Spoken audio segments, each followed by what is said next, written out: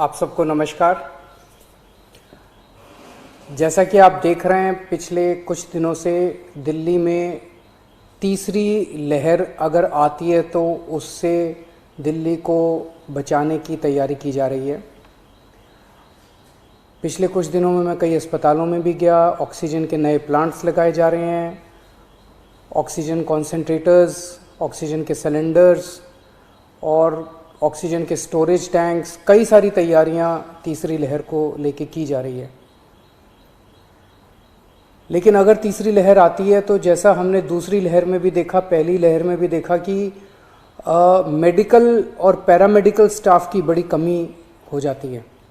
उसको ध्यान में रखते हुए सरकार ने एक बहुत बड़ा एम्बिशियस प्लान बनाया है। 5000 हेल्थ असिस्टेंट्स तैयार करने का। इनको टेक्निकल भाषा में कम्युनिटी नर्सिंग असिस्टेंट्स कहते हैं। तो 5000 युवाओं को ट्रेनिंग दी जाएगी, 2-2 हफ्ते की ट्रेनिंग दी जाएगी। आईपी यूनिवर्सिटी ये ट्रेनिंग दिलवाएगी और दिल्ली के 9 मेजर मेडिकल इंस्टीट्यूट्स हैं जहाँ पे उन लोगों को बेसिक ट्रेनिंग दी जाएगी। ये 5000 जो हेल्थ असिस्टेंट्स या कम्युनिटी नर्सिंग असिस्टेंट्स बनेंगे, ये डॉक्टर्स और नर्सेज के असिस्टेंट के रूप में काम करेंगे। अपने से कोई निर्णय नहीं ले पाएंगे। जो उनको डॉक्टर काम देंगे, जो नर्स काम देंगी, वो काम करेंगे। इनको बेसिक नर्सिंग में, पैरामेडिक में, लाइफ सेविंग में, फर्स्ट एड में, होम केयर में, इनमें इन लोगों को ट्रेनिंग दी जाएगी। बेसिक चीज़ों की ट्रेनिंग दी जाएगी, जैसे ऑक्सीजन कैसे नापते हैं, ब्लड प्रेशर कैसे नापते हैं, टीका लगाना है, वैक्सीनेशन अगर करनी है वो कैसे करते हैं,